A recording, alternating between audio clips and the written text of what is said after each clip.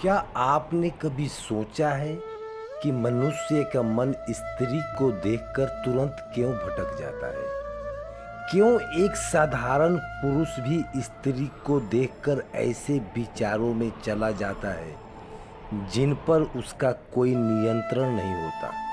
क्या यह सिर्फ पुरुषों की कमजोरी है या इसके पीछे कोई गहरा मनोवैज्ञानिक और आध्यात्मिक कारण भी छिपा है? क्या यह संभव है कि मनुष्य अपने विचारों पर पूर्ण नियंत्रण पा सके और अपने भीतर ऐसी स्थिति विकसित कर सके जहां उसकी बुद्धि पूर्ण रूप से स्थिर और निर्मल हो जाए? आज आप जो सुनने जा रहे हैं वह सिर्फ एक कथा नहीं बल्कि एक ऐसा रहस्य है जिसे जानकर आपका संपूर्ण जीवन बदल सकता है। यह कथा आपको बताएगी कि कैसे एक साधारण मनुष्य भी अपने विचारों पर विजय पा सकता है और अनासक्ति योग के माध्यम से अपने भीतर स्थिरता और शांति प्राप्त कर सकता है। लेकिन सावधान रहें, यदि आप इसे अधूरा छोड़ देंगे तो शायद आपको कभी इस प्रश्न का उत्तर न मिल सके और आप जीवन भर इस उलझन में फंसे रहेंगे। धृतराष्ट्र के दरबार में संजय महाभारत के युद्ध का आंखों से देखा हाल सुना रहे थे। उन्होंने बताया कि कुरुक्षेत्र में युद्ध से पहले अर्जुन और कृष्ण के बीच गुण संवाद चल रहा है। यह संवाद केवल एक उपदेश नहीं बल्कि आत्म विजय का दिव्य संदेश था। अर्जुन के भीतर उठ रहे असंख्य प्रश्नों का उत्तर देते हुए श्री कृष्ण ने उसे मन और इंद्रियों पर नियंत्रण रखने का मार्ग बताया। इसी संदर्भ में अर्जुन ने एक जिज्ञासा प्रकट की, हे माधव, मनुष्य का मन स्त्री को देखकर क्यों विचलित हो जाता है? क्यों पुरुष के भीतर अपवित्र विचार उत्पन्न होने लगते हैं? श्री कृष्ण मुस्कुराए और बोले, हे पार्थ, यह संसार कामनाओं की धारा में बह रहा है। मनुष्य की इच्छाएं असीमित है। जब तक मनुष्य अपनी इच्छाओं पर नियंत्रण नहीं करता तब तक वह इसका दास बना रहता है। मनुष्य की सबसे बड़ी दुर्बलता उसकी इंद्रियां हैं। जब आंखें किसी सुंदर वस्तु को देखती है तो मन उसे पाने के लिए व्याकुल हो जाता है। स्त्री के सौंदर्य को देखकर मनुष्य का मन उसी की ओर आकर्षित हो जाता है क्योंकि उसकी बुद्धि विषयों में फंस जाती है।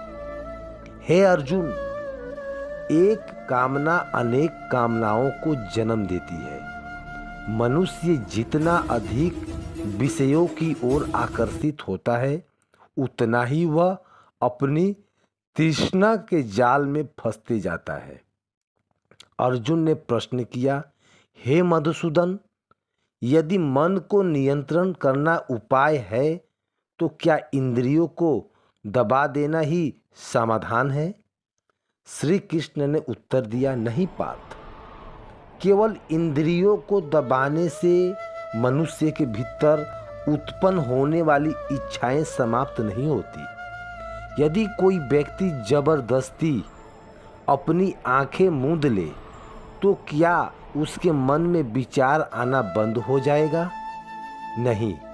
यदि कोई व्यक्ति अंधा हो जाए तो भी वह सुंदरता की कल्पना कर सकता है। इसलिए समस्या इंद्रियों की नहीं बल्कि मन की है। जब तक मन विषयों को आकर्षित के मुख से नहीं होगा तब तक इंद्रियों का संयम व्यर्थ रहेगा।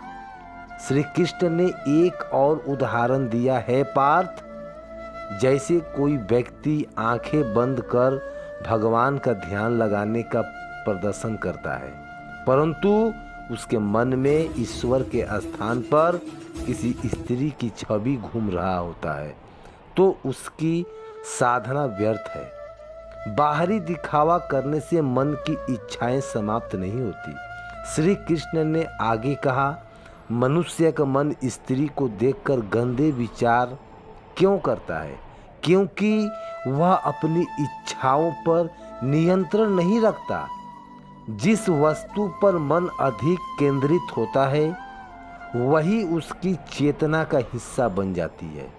यदि कोई व्यक्ति स्त्री को केवल एक शरीर के रूप में देखता है तो उसके मन में अपवित्र विचार आते हैं। लेकिन यदि वही व्यक्ति स्त्री को माता या बहन या देवी के रूप में देखे तो उसके विचार स्वतः ही पवित्र हो जाते हैं। हे अर्जुन, मनुष्य का मन चंचल है लेकिन इसे नियंत्रण में लाया जा सकता है। यदि मनुष्य अपने विचारों को शुद्ध कर ले तो उसकी दृष्टि भी शुद्ध हो जाएगी। हे पार्थ, पहले ज्ञान के द्वारा अपनी बुद्धि को स्थिर करो। जब बुद्धि स्थिर होगी तो मन भी स्थिर होगा। जब मन स्थिर हो जाएगा तो इंद्रियां विषयों की ओर आकर्षित नहीं होगी। जिस प्रकार कछुआ खतरा भांपकर अपने अंगों के भीतर समेट लेता है, वैसे ही एक स्थिर प्रज्ञ व्यक्ति विषयों के प्रलोभन से स्वयं को बचा लेता है। इसके बाद श्री कृष्ण ने गीता का एक श्लोक अर्जुन को सुनाया, यदा संहर्ते चाया कुमा चित्र स्वर्तो इंद्रियाणि स्व भवानी प्रज्ञाप्रतिष्ठा। जिस प्रकार कछुआ अपने अंगों को संकुचित कर भीतर समेट लेता है, वैसे ही जो मनुष्य अपनी इंद्रियों को विषयों से अभिभूत कर लेता है उसी वृद्धि स्थिर हो जाती है। श्री कृष्ण के इन वचनों ने अर्जुन के भीतर एक नया प्रकाश भर दिया। उन्होंने समझ लिया कि मन की इच्छाओं को दबाने से समाधान नहीं होगा बल्कि उन्हें सही दिशा में मोड़ना होगा। मनुष्य का मन स्थिर देखकर गंदे विचार इसलिए करता है क्योंकि वह स्त्री को केवल भोग की वस्तु मानता है। यदि वह स्त्री को एक पूजनीय रूप से देखे तो उसके विचार स्वतः ही पवित्र हो जाएंगे। जो कोई भी अपने मन को विषयों को हटाकर ज्ञान और आत्म संयम को मार्ग पर लाएगा वही सच्ची शांति प्राप्ति करेगा।